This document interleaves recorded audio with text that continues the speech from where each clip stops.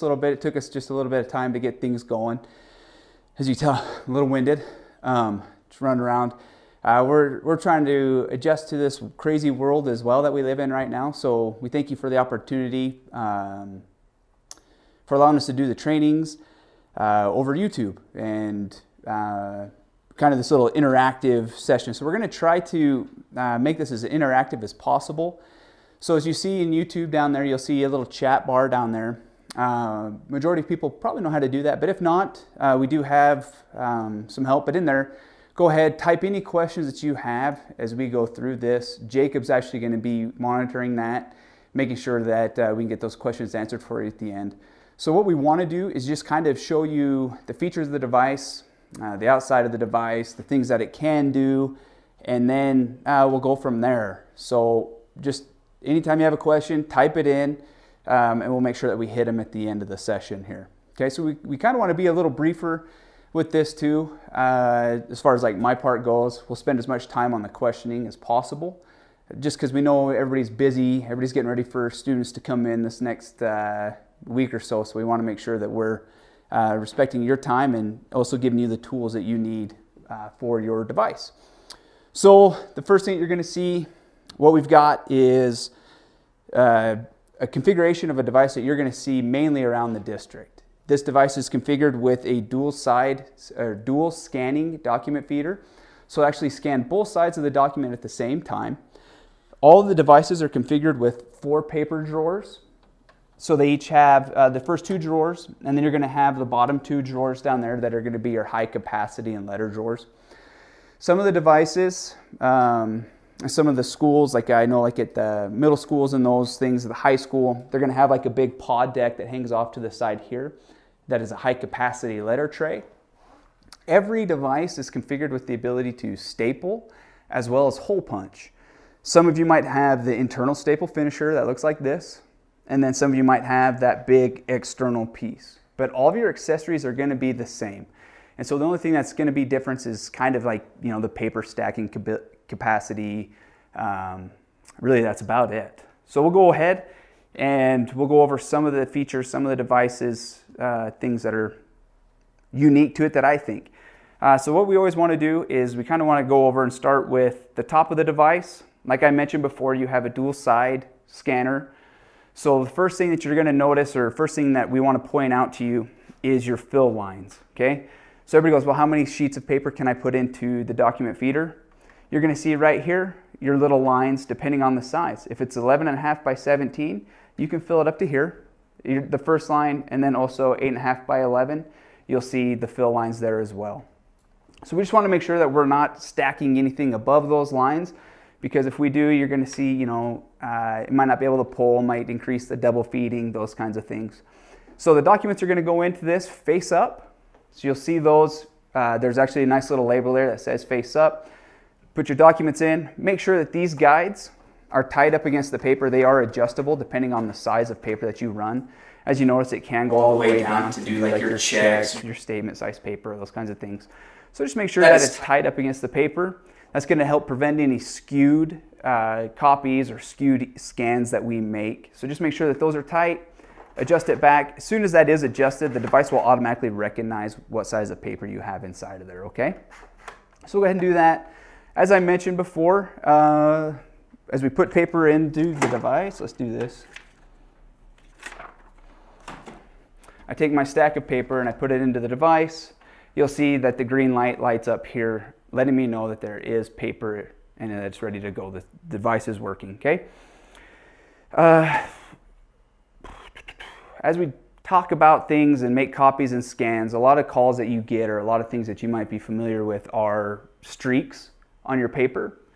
So the one thing that we always want to point out to our customers is anytime that we make a copy or anytime that we make a scan and there is a streak, you've probably heard it a million times, is to clean your slick glass. Okay? Your slick glass is this little line right here, this little strip of glass right here. This is what the slick glass is called. So when they tell you to wipe that down, that's the one that you always want to try to clean first. Okay? Kyocera actually includes, on the back side here, they actually include a little cloth, a little green microfiber cloth for you to actually lift it up, wipe it down, and you're good to go. Okay? make a copy or make a test afterwards, see if it works, see if the line's gone. If it doesn't go away, give us a call, and we'll love to come out and actually look at it as well.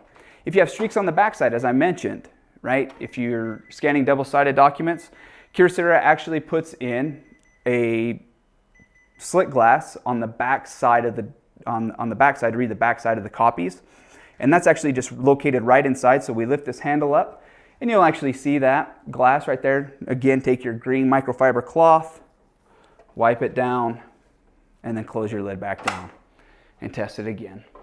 Okay?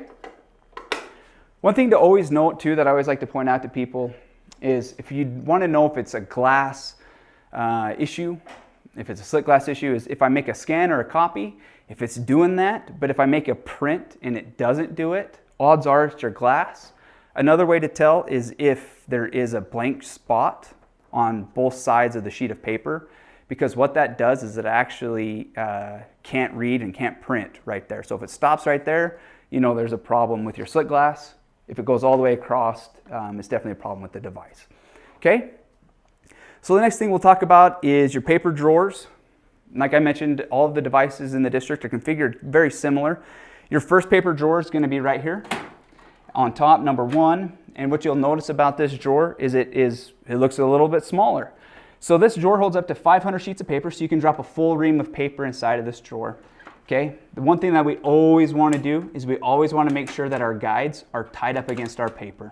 Okay, you'll see inside of the drawer, you'll see little markers. Okay, here's your 8.5 by 11, you know, 13 by 14, or 14 by 6, you know, your different size. So all we want to do is make sure that our guides are tied up against the paper, because those little marks are actually little sensors.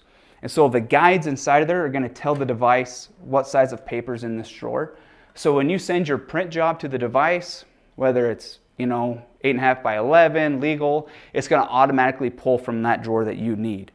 Okay, so this first drawer, as you notice too, it doesn't quite do up to 11 by 17 or larger. It can actually only do 8.5 by 14, which is legal size paper. And in order to do that, what you're going to need to do is actually just take this tab, pull it all the way out to this side, and then it actually just bends down. And then you're going to take your legal paper like this, and it'll fit inside similar. Obviously, that's not legal, so don't leave it like that. You'll have a very bad time and lots of jams and problems. Don't do that. Okay, so we want to make sure that our guides are tied up against the paper. Okay, one thing that I always tell people to do is to fan the paper. Because what we find a lot of times too, people will call us, oh, we've got jams or it's jamming out of this drawer or whatnot. What we'll see a lot of times is when people put the paper in the drawer, like I don't know if you can see very well on the camera, but right there, there's a little crease. Okay, not such a big deal, but now if we have a piece of paper that maybe gets, you know, 4 or 5 of them together, now we're going to talk about that's jams. Because we're trying to take a little piece of paper and we're trying to take it through like a millimeter slot, right? Something as thin as a piece of paper. And so if it tries to pull more than a couple sheets, it will jam. So we want to make sure that our paper's fanned out. Sometimes we've seen it where, you know, they'll come from the manufacturer to take the paper off. The edges are actually got some of that glue, that sealant from the wrapping on it. So we just say, hey, give it a couple fans, drop it in, make sure that it's nice and square, and then make sure that my guides are nice and tight, and go ahead and close it. And the cool thing is, look at that, they're soft close cabinets, which are pretty handy, pretty neat little drawers. Here's your second paper drawer. Obviously, there's no paper in it, as you can tell, so you're free to do whatever you want with this one. But this one can actually go all the way up to 12 by 18 size paper. Again, that's just by moving the guides into the proper places and then putting your paper in. We go ahead and we close it up.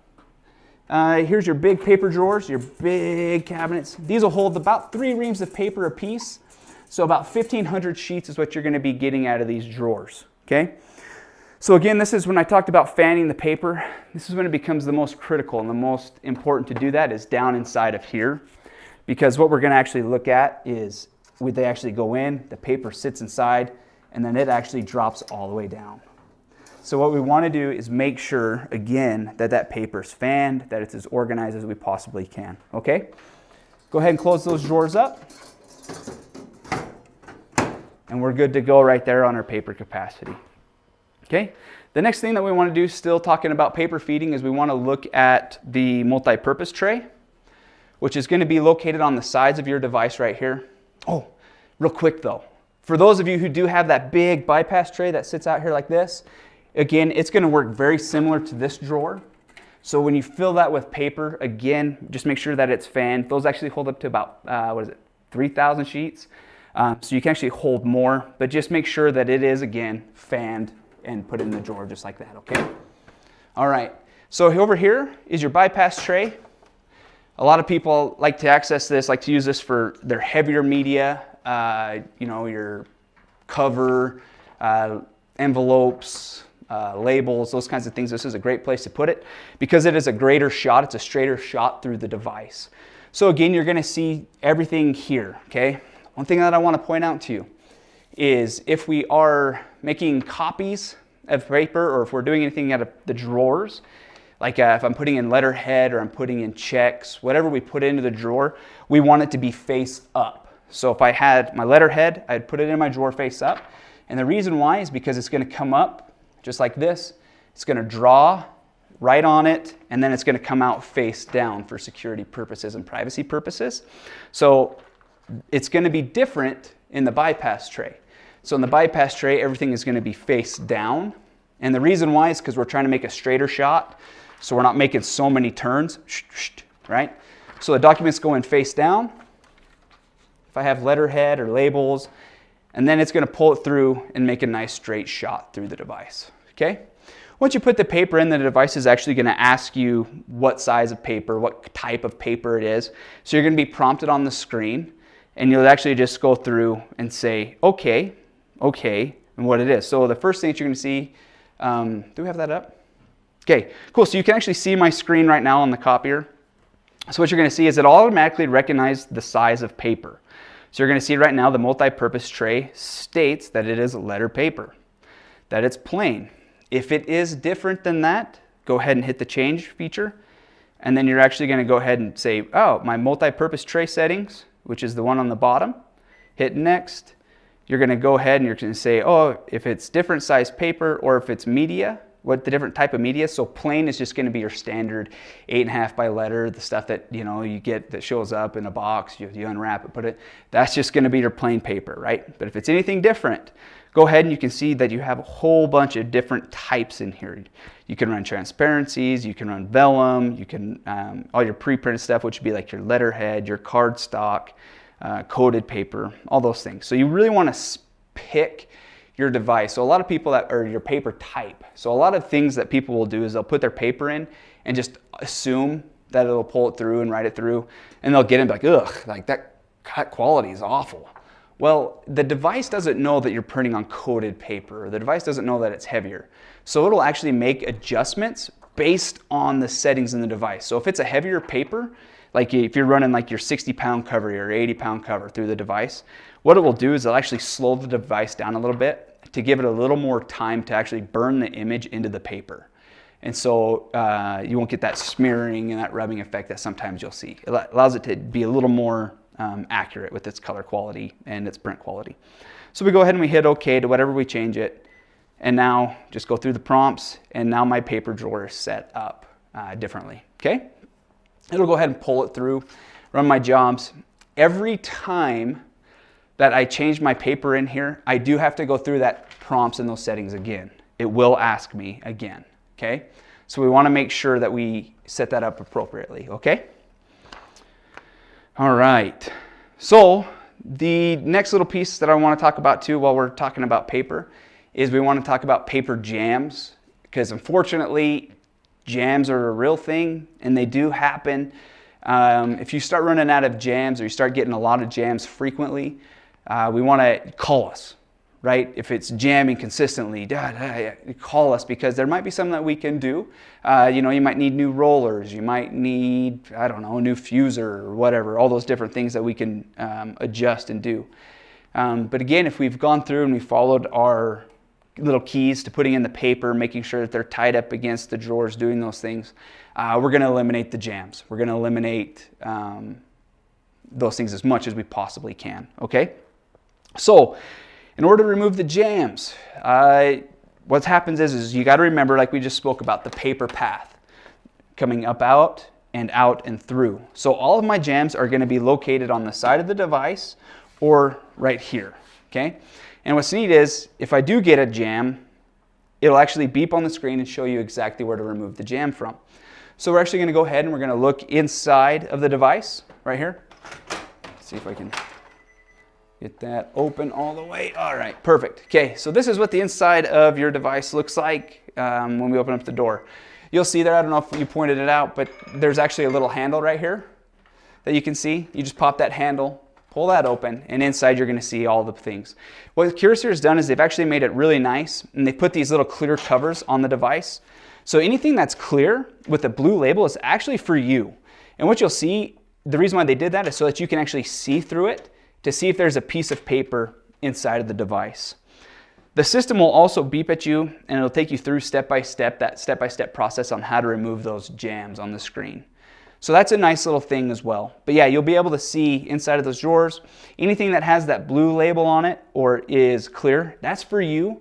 Don't go anything extra. Don't go digging around. If it's somewhere you can't get or you have questions, call us. We'll send a technician out to you to get it taken care of right away, okay? So that's inside of there. The other thing that you might notice too is you might have to open up down this cover down here. You might have to open up that guy, and down inside of there, there'll be a piece of paper sitting right there for you, okay? But those are the only places on the side of the device that you're going to have to look. If your jams are in the finisher area, if you have this internal finisher piece or if you have the external finisher piece, they're going to be similar. One you lift up, this other one right here actually just slides right out like so, and your paper will be right inside of here. Again, you'll see there's actually a nice little LED light inside of there that you can see that I'll actually take you through, and you'll see a little lever inside of there too that you can actually lift up inside there. But your paper jams will be inside of there, so don't hesitate to ever pop this little door open right here, okay? That's your paper jams. Really, in a nutshell, there's only very few places that they can be, so go ahead and look. And again, don't ever hesitate to call us if you have any problems locating those. We'd love to help you out and help find those. So like we mentioned and we talked about the internal finisher, I'm going to show you that feature real quick. So this little guy here, like I mentioned, for jams it pops out, but also you do have staples. So to get to your staples, we pull this out. This door right here will open up, and you'll see once we do that, you can actually see that this little thing right here will swing open, and you'll see your staple cartridge right here. Very similar to your previous devices. Just grab the blue handle, pull the staple cartridge out, and what you're going to see here now, instead of having to like pop those up, slide the new ones in the loose packet, and then slam it down and then stick it back in, what you're going to receive is actually just this whole plastic piece. This is actually going to come to you, and the only cue that you have to remember is that the arrow needs to face up. You're going to take that whole cartridge off, take the new one, clip it in with the blue handle, open the door, whoop, and then slide it right back into this carriage unit, just like that. Close the door, slide this closed, and now you have replaced your staple cartridge. Pretty easy, pretty simple. If you have questions when it comes time to do that, they hold about 15,000 staples, so they last quite a while. If you have questions when it comes time to do that, give us a call. We can walk you through it, or we can send a technician out to help you do that as well. Your external finisher here, this tray right here, this is your output tray. This device has the ability to do your offset collating. It also has the ability to do you know, the counting, where it's like all your ones, and then all your twos, all your threes, or the offset. We make a joke about that because we had a guy, actually one of the I guess he'd be one of the founders of the company, right? He used to demo, and he'd be 1, 2, 3, 4, 5, and then he'd be, you know, it's just this funny demo. Anyway, inside joke, you wouldn't get it probably. But that's how it works. So anyway, your output tray here, this one can actually stack up to 500 sheets of paper. So if you're running jobs that are 500 sheets plus, you're going to have to go in and you're going to have to probably remove those. But for most of us, we don't run jobs that are 500 pages. So we want to look at like a smaller configuration, possibly save money. The bigger devices that you're going to find in your offices, they actually have the finishers on there that can actually stack up to 4,000 sheets of paper. So that tray will move up and down, do what it needs to do. This device can staple up to 60 sheets of paper. So if you needed to, you could actually make a packet of 60 and staple it and be good with that. The toner, if you're one that is privy to actually ordering toner and having to do the one that has to replace the toner, we try to make it as easy as possible. It's inside of here, and some of you might know, you don't have to order toner. It automatically just ships to you. We monitor the device, we monitor the toner levels. So as soon as they hit a certain percentage, we put another one in UPS, and it comes right to you. The other thing that you're going to notice as well is that you cannot get into your toner cartridges until they are 100% empty. So these doors will not open until that toner is empty. And the reason why is because it actually comes to you, it's part of like a green initiative. What they want to do is they want to eliminate toner waste. And so what they've done is they've come in and they've made their tubes in a long tube. They're got a little auger in there, and so it pulls out all of the toner and does all of that. Okay, so you can't actually get into those until they're 100% empty.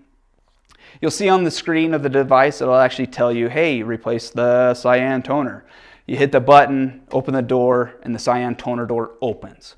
So the other thing that is awesome about is it helps to eliminate any mistakes of putting the toner in the wrong slot, which we've actually seen. And that's your red will be blue now, and that's a problem. So anyway, so it eliminates mistake as well. So you can only put the right one in the right one. Okay? The other thing is with the devices too, you can actually take your black toner out and it becomes your waste toner cartridge, which is going to be located down here because everybody's probably familiar with that waste toner. So the black now becomes your waste toner. And this is what a toner cartridge looks like. Okay, like I mentioned, it is spiral bound and it is pressurized. So it helps to eliminate all of that toner out. So anytime you change your black toner, you're going to pull that out, okay? And you're going to then take this out and then stick the new one in, just like so. And the reason for that is to help eliminate any waste or any downtime because you're waiting for a waste toner. Like I mentioned, we monitor all of that as well. So if we do see that your waste toner is getting close to full, whatever, you might receive a call, you might have a service technician come in, or you just might receive one in the mail. We try to make services headache-free as we possibly can, which is nice. So the other thing before we start diving into the actual features of the device that I want to point out to you is the last little piece on every device that you have in the district has a little blue service sticker right here with the 1-800 number. It's 1-855-333-0100. That actually takes you to our in-house dispatching. So if you call that number, you're going to talk to probably Sheila. You're going to talk to either Lori Ann, Cindy, or Kelly. Those are the four gals that you might talk to when you call in for service calls. They're going to probably ask you what your problem is. They're going to ask you what your location is, Natrona County School District, Kelly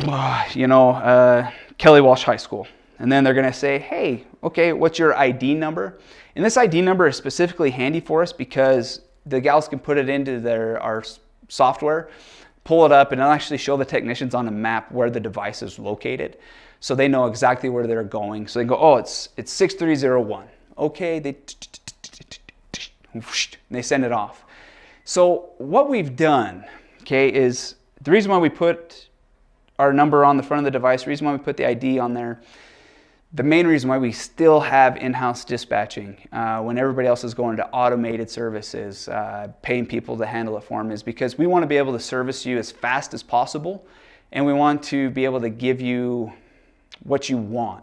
So there's a couple different types of things that we do offer. So it's customizable to what you want and kind of how it fits your needs, how you want your service to happen. So you can call us. All of your devices are on a software from Kyocera. It's called Kyocera Fleet Services, where we actually monitor, like I mentioned, we monitor the toner levels, waste toner levels. The other thing that we can do is we monitor jams, we monitor error codes, any issues with the device. We actually monitor the health of the device, so we kind of have an idea of what's going on 100% of the time as far as the health of the device goes. What that also allows us to do, which is very unique, and there's not another dealership out there or another manufacturer out there that offers this right now, is we can actually make setting changes to your device. So if you're saying, I'm having problems in my drawer, or I'm having whatever, we can actually remote into the device, change things like paper settings, paper type, email settings, all sorts of different things on the back end, which is kind of to help us get to you faster, to help fix and resolve your issues a little bit faster. So that's one thing that we're doing, trying to help. The other thing that we offer as well is remote sessions. And some of you have probably experienced it already. We've been setting up like color codes and those things, those different types of things. We'll actually call you. It'll be myself, Chris, or Frederick will probably give you a call and say, hey, we can fix you up right now, and we can do a remote session where we actually remote into your computer, get into the device, get you configured, set up that way. So that's a service that we offer. Also, if you go to our website, you can access our live chat feature or leave us a message there. But if you prefer and you'd rather have a technician come in on site, give us a call. Call this number, say, I don't want a remote session. I want an actual technician to come in. Hey, call us. Let's get it set up. Let's do it. We want to be able to service the district as fast as we can, like I mentioned, and give you the best service possible. So whatever you're comfortable with, whatever you prefer, that's what we want to do.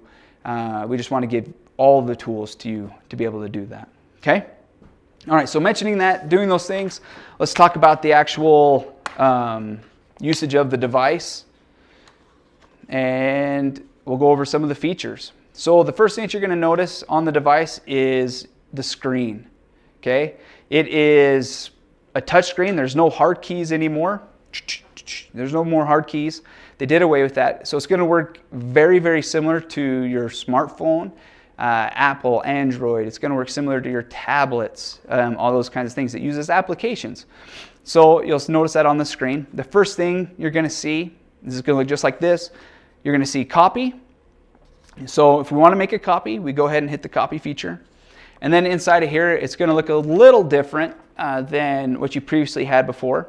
But the thing that's neat is all of the different features that are available for us inside of here. Because and what I want to show you is ways that we can reduce waste, reduce issues, those kinds of things, right? So the first thing is if I come to the device, I hit my copy button, put my paper in, you're automatically going to see right here in the top, you're going to see a preview of what it would look like. Okay? So, okay, so it does say that it's letter. Oh, okay, that's kind of what I'm looking for, but wait a minute, I want it to be this way. Oh, so I adjust the guides, put it in the other way, and it will automatically show me the orientation of my device, okay? So we'll go ahead and we'll go back to letter, because I like that the best, okay? Inside here, if I want to, I can actually select auto paper selection. It'll automatically pull based on the size of the paper, but if I wanted to pull from a specific drawer, that maybe has colored paper in it or whatnot, I can actually go ahead and I can select that drawer, and now it's automatically going to pull from drawer 1 for me. Okay, we can zoom in, we can blow things up, we can shrink things down. If you do have a color device, every school has one color device, but if you do, everything for making copies is set default to black and white. So if it is something that you need to make a color copy of, go ahead and hit auto and then set it to full color or auto. Okay, ours is not set default to black and white, but yours is. And the reason for that is because we want to save money and try to eliminate as many color prints as possible, because black and white is pretty inexpensive, but your color prints do cost more. And so we want to eliminate color usage if possible. Okay, if we're combining images on one sheet of paper, we can do that. So this is great for like handouts, pamphlets, in the business side of things, it might be great for driver's licenses, those different kinds of features like that. So we go ahead and we can select that if we want to put 4 images on one sheet. I can see this in I don't know, I think I have a toddler, he's 3. So I think about the little things that he always brings home from daycare and stuff, and they're little, the last we brought home was Mickey Mouse, and it was 4 of them on one sheet of paper that he colored. Anyway, I'm assuming they probably did something like that. So that is a feature that they do have here. And it actually shows you in the preview of how it's going to do that. Okay, of where it's going to be. So start left and drop down and work over. Okay, if you want to staple, go ahead and it'll actually ask you if you want to do 1 staple or 2 staples. We're going to go ahead and we're going to select 1 staple, but we want to do more. So inside of there, we can actually pick the position that we want to put the staple in. Okay, top, right, left, you know, and you'll notice in the preview section on the screen, it'll actually move it left, right, centered. So you'll see the little dots wherever it's going to be, wherever the staples will be.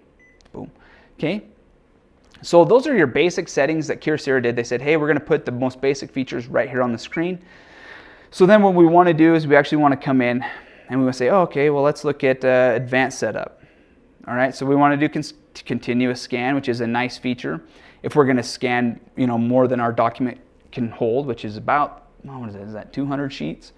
If I'm going to make more than that, I can do that. I can do a whole bunch of different settings in here, but my personal favorite one is the skip blank page. For those of us who are making copies of double-sided documents, what we want to be able to do is to skip out anything that has a blank on it. So if I'm doing two-sided, but it's a mixture of one-sided, two-sided, one-sided, I want to delete those out. I don't want a blank page. Well, the device will do that for us. And it's built here, so you can actually say, oh, okay, well, it's blank pages, but it has ruled lines, which is handy for, you know, if we're working on penmanship, those kinds of things. Or, you know, you can adjust the sensitivity for what you want. Okay, so we're going to go ahead and we'll delete all those out. A lot of different things that we can do inside of here. So the one thing that I always want to tell people is don't ever hesitate to just play with the device, play with the features, because as far as this goes inside of here, you can't break it. Okay, you can't push so many buttons that it's going to just lock it up and you'll never, I mean, I don't even know what I'm pushing right now, you know, like I don't even know. But the thing is, the point that I want to make is it doesn't matter because it will always reset at every 90 seconds. This screen will go back to its original. Or if you really want to, hit the house. You'll see on your screen, every screen has it. There's a little house right here. Hit that house and it takes you right back to the beginning. Okay. And my favorite analogy is everybody plays tag. Everybody's familiar with home base, right? You hit the house, you're going home. You're safe. Nobody can hurt you there. Anyway, so we hit that button, takes us out, clears us out, and then we start completely over again, okay? So again, the one thing I do want to show you now that we're in here again is if we set up our job the way that we want, you know, oh, I want to make, you know, 4,000 copies, you know, 5,854 copies. Oh, that's a lot of copies. Anyway, you can do that. But anyway, if I wanted to run all those, but I really want to make sure that I have my job set up the way that I want it to, come over here into the left-hand side and you're going to see a button that says preview. And it'll actually, if I hit that button, it's going to run one copy of my job. And it'll show on the screen right here what it looks like. So then we can see exactly. And what's handy about that is if I'm going to staple it, I can see where it's going to put my staple. Or if I'm going to hole punch it, I can see where the hole punches are going to be, and et cetera, right? So pretty cool. Again, you can also hit the reset button, and it takes us back to this, back to a blank copy screen. Okay? Next thing I want to show you here is we're going to go ahead and hit the house. And this is the feature that a lot of us are actually going to use, and probably what most of us have the most questions about is the send feature. So what we want to do is go ahead and hit send. All right. A lot of you, when you hit the send, this is what your screen's going to look like. Okay. You're going to see address book, email, address entry, folder path entry, etc. So first thing that you're going to do is you'll probably want to come over here and hit address book. And once you do hit address book, you're going to see it's going to pop up a screen and it'll have some searches on there. Like you can type in a first person's name, last person's name, you know, et cetera, et cetera. If you don't want to search, just go ahead and hit OK and it'll pull in all the addresses into here. And what that's doing is it's actually connecting to your school's address book. And by school, I mean like Lincoln. It's going to be CY. It's going to be, you know, Natrona, whatever it's going to be. It'll be the address book for your school, and it will have all the users, all the people inside of there, okay? And if you want to select one of them, go ahead and select them. You're also going to have a feature too where if you wanted to, you can actually pull them into the device's address book as well. The one disadvantage to that is if that person leaves the school or whatever, you're stuck maintaining your device address book. The district's address book is updated as they update the Active Directory. So they'll come and they'll go and they'll add people in. So it'll always be updated with the most recent people. So that's inside of there. But you can also add people to your address book if you wanted to. So back here on this screen, you're going to see email address entry. You can type in the person's email address. So we'll just do this. We're going to say, hey, we're going to add Jacob. Jacob's the YouTube guy. I shouldn't say the YouTube guy. He's the one that you're talking to in the chat right now. I don't know if he's a chatty Cathy or not. He's not saying nothing, but he's just watching. Anyway, he's the one who's going to bring up all the questions. So please, like, fill that thing just full. Just hundreds of, I don't even care if you put questions in there. Just start talking to him, see if he talks. Anyway, but we're going to add him in here because we're going to shoot him an email. So we're going to add his email address, which is jacob@officeshop.com. And you can shoot emails to Jacob to this email address. It works. He's got 4 kids, so he probably won't get back to you ever because he's at like back to school meetings and soccer and all sorts of, I don't know. Anyway, so we type in the person's email address. Go ahead and hit add to address book. And we're going to go ahead and we're going to select add. Or if it's somebody that was already in there, we're going to go ahead and hit replace. Like, oh, Susan got a new email address. So we go ahead and hit replace. But we're just going to add Jacob. Next. And then it's going to ask me, oh, okay, that's his email address. Awesome. So what we're going to want to do is come over here to where it says name. This works like a folder, you know, like they try to design it like old school. You know, you open up your desk drawer and there's all those file folders. That's kind of how this is designed. Anyway, you're going to see name right there. Select that folder. Go ahead and hit change. And type in his name, Jake. We don't call him Jacob, we call him Jake. All right, and then we go ahead and we hit the save button. Oh, do I want to add this to the one-touch key? If this is somebody that you send to a lot, or if this is you personally, you're going to want to do this. And I'm going to show you why. So we're going to go ahead and hit yes. If it's just like, you know, Jim, we're not going to send to Jim a lot, or Josh. He's actually the YouTube guy. We're not going to send to him a whole lot. He just monitors, and I don't know what he does. Anyway, but we're going to watch, and so we're going to go ahead and put Jacob in here. We're going to put him into any slot that we want, number 2, 3, 4, 5, 6, 7, 8, 9, 10, whatever. Go ahead and hit next. Oh, okay, that's right. All right, awesome. Hit next. Okay, it's going to display his name as Jacob. Okay, and we're going to go ahead and hit save. Boom. Jacob is now saved. We'll go ahead and hit OK. Now you're going to see Jacob down here in number 2 slot as quick dial, one touch, whatever you want. There's Devin. He's pretty cool. So anyway, you can set him up that way, right? You can also send to as many people as you want. As you can see, I have Jacob, I have Devin, I have Jacob again. You can send to any number of people that you want in the district. You can create groups of people too. So if in your elementary school, let's say that you have, you know, you've got 4 3rd grade classrooms. Well, I want to send this email out only to 3rd grade. So you can actually create that as a group if you really wanted to. And you can actually create them as their own little button down there. Okay? So you can do whatever you really want. Again, play with the settings, play with the features, because you're not going to break it. You're not going to mess it up. Okay? So again, we can go into quick setup. So just like copy mode, what you're going to see is a preview. So you're always going to see a preview of what you've done. Jake, can you toss me your pen? Thanks, dude. On camera. Awesome. Caught it. That was really nerve-wracking. All right. So what's really neat is I'm going to show you something too, because I should have done it on the copy, but we're going to see. So you're going to see a preview up here. Okay, if I want to see exactly what my scan's going to look like, again, I can pull it in.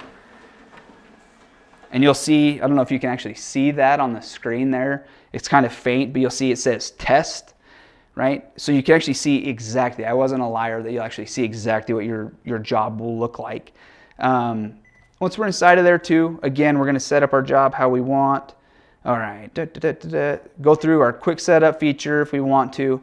Like I said, there's a ton of different things that you can do inside of here, okay? So you can do mixed size originals. So if you have a lot of like leader, I'll just combine them. That's what we're doing. Letter and legal documents. That's what you're going to hit. 11 by 17 in letter, mixed size originals. 2-sided, okay, that's where we're going to make those changes. The original orientation. You can do long originals. Like I love how they have on this little icon right there. You'll see it's like a little piece of paper. It's like in the wind, right? Like, I don't know. It's kind of funny. Anyway, you can stick like whatever you want on there and it'll just pull it through. I think it's like up to like 28 inches you can scan. Anyway, your file format, everything is set to PDF. And PDF, you can do like high PDF compact, you can do TIFF, JPEG, XPS, OpenXPS. We did have some questions about OCR, which is a discussion, but this will be where you can select that as well. You can adjust your quality for whatever you want. The one thing that I do want to point out is we are sending everything by email. So you're going to be limited on what your SMTP server can actually send over. Most of them either top out between 15 and 25 megabytes is kind of what you're going to see being able to be sent over your SMTP server, so over email. So what I always recommend people do is send everything in PDF compact. And the reason for that is just because it's going to take those larger documents and shrink them down a little bit for you, okay? So we go ahead and we select what we want, go ahead and hit OK, and we're set up. We can do file separation if we want to. So if I have a stack of 3 or a stack of 60, whatever, it doesn't matter, but each one of them is their own file, I can actually separate those into each little file. So when I get the email, I won't have to separate them out. They'll just be separated automatically for me. And they'll create them as all as different attachments to my email. You can adjust your color quality. Inside here in advanced setup, you have different things in here like file name entry. Okay, so again, under advanced setup is where I'm going to find all the extra stuff, okay, that's outside of the normal. So file name entry, okay, you can have that. You can skip blank pages as well.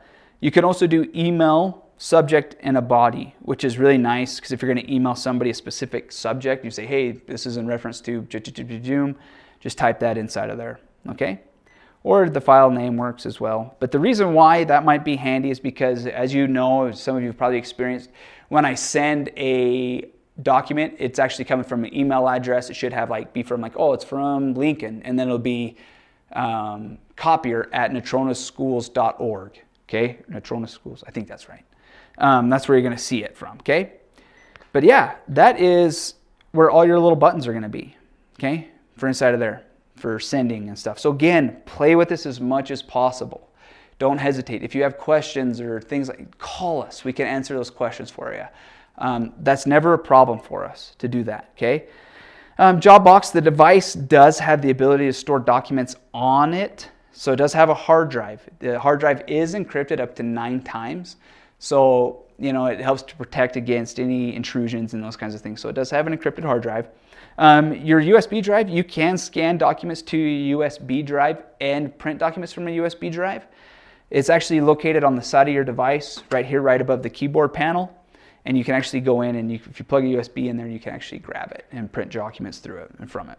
Okay? Let's see. Those are kind of the basic features that we want to talk about and show you. A couple of us have probably had the print driver video. You've probably seen that. Again, if you haven't had that experience before, device information is going to be right here. It's that green button. You'll see it on the screen. Device information. Go ahead, hit that. Your IP address is located there. Yeah, if you're confused on what your device has, you can even see the options there as well. Okay, all right. Okay, so keep the questions coming if there's a bunch of them going in. So the first thing that we want to talk about too, I don't even know if I introduced myself. Anybody remember if I did that? No, I didn't? Good, I'm really good at this. All right, so, you know, I was thinking about it as I was driving over here today. I always think about getting YouTube famous. This is a whole new experience for me, this whole world of virtual stuff. But I was like, you know, Justin Bieber got famous on YouTube. I think that's how he got discovered, right? I don't know. So, you know, what I want to tell you is you need to subscribe to this so that I can be famous. I don't do anything cool. I don't sing, I don't dance, but I know copiers, so it might be cool. But the reason why I bring that up is because I do want you to subscribe to this channel if you would like, because what's really neat is they're going to, there's a channel in our YouTube channel that's for Natrona County Schools, and what they do is it's going to be a bunch of how-tos help. So we're actually going to make these videos. We're going to be doing this for the next couple of days, but we're also going to cut this down and say, oh, this is how to do this or how to do this. And then leave comments and those kinds of things inside of there too, like, hey, make a video on this or do this. Whatever you guys want, we can do. So anyway, so YouTube famous or not, this channel will be here for your help, for your aid. The other thing is we're trying to adjust to this whole COVID world and trying to find ways that we can be interactive and have trainings and not be like, social distancing and like, I don't know, germs and gross stuff. Anyway, so we're trying to do this. But if at the end of this, if you say, hey, I'd still like somebody to come in, do a one-on-one with us, whatever it is, call this number on the front of the device. Call us. I'm Devin Peterson. And I will be there. Jacob will be there. Frederick will be. Somebody will be there to help walk you through these things. So don't hesitate to say, hey, we want somebody in. We'll schedule a time. Come in, do some more training. Or really, if there's ever anything that you do need, just call us. We really want to take care of us. You might never have heard of us. We're, like I mentioned, as you can see on the sticker, we're the Office Shop Incorporated by our YouTube channel, whatever it is. We're a company that was started in 1970 by my grandpa. And this is what we do. We do copiers. We do office systems. So we're dedicated to the service aspect. I don't care what machine you buy, whatever it is, we service it, we make it work. It's just what we do. Anyway. So now let's jump into your questions. Let's see. So it says, really? Only 2 questions? That's it? 2 questions, guys. All right. Fine. All right. Black and white machine waste toners. Yes. Yeah, they're different. Yeah, so they are different. So you're going to receive those in the mail. They're going to be located in the same spot, right? Depending on the machine you have. The big one, but we are monitoring those, and so they're going to come to you via UPS by USPS, but they're going to ship directly to your school, just like the toner does. Don't do anything with it because by the time you get it, you're probably not going to know that you need it. So what you're going to want to do is actually just go ahead and hang on to it. Once the device on the screen tells you to replace your waste toner, you're going to do that, and it's going to be located in the same spot in the front of the device. Okay. Or I believe the bigger ones are in the back. But when that happens, call us because we can send somebody out or we can walk you through the process, whatever you want. But just for that first time, don't panic, don't hesitate to call us because we want to get you set up as fast as we possibly can and make sure that you're comfortable with us. So the overlining thing on this whole deal that I can't stress enough is questions to get a hold of us, okay? Question number 2, if you are sending files to a person but need them to be separate images, do you send them separately or can you set it to keep each page as a separate document? Awesome.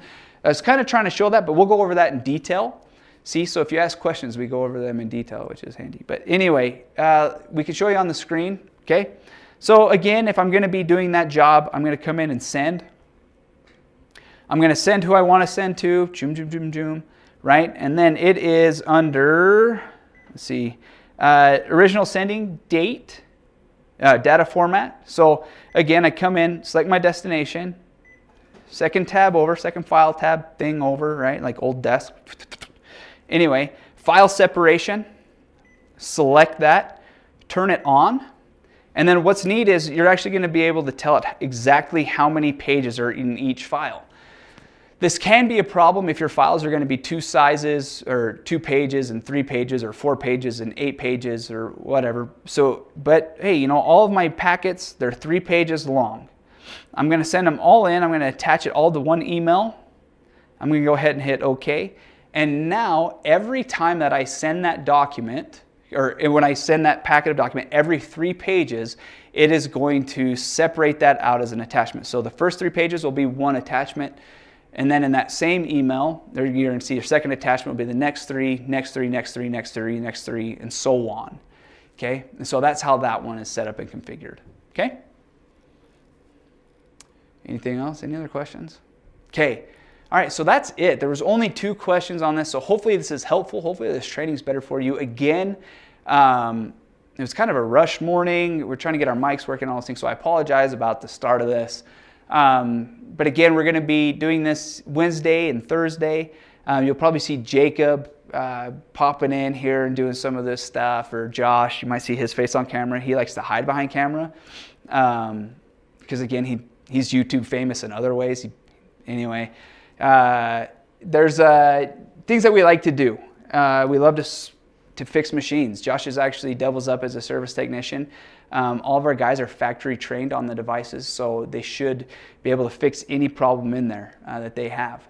Again, I can't hesitate enough. Reach out to us if you need us. Reach out to us if you need additional training and those kinds of things. Like this channel or subscribe to it. I don't know if you can like it. I think you subscribe to it because we're going to have help to videos in here. So awesome.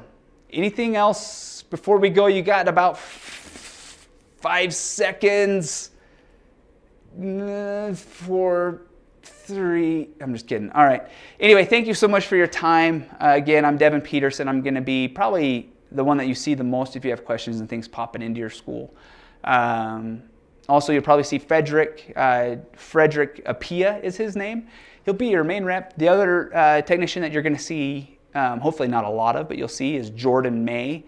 You'll see Ethan Rasmussen and probably Jesse Dreiling. Those will be the 4 service technicians that you'll see. And probably in that order, I would probably venture to say. Anyway, again, don't hesitate to reach out to us. All right. Hey, thank you.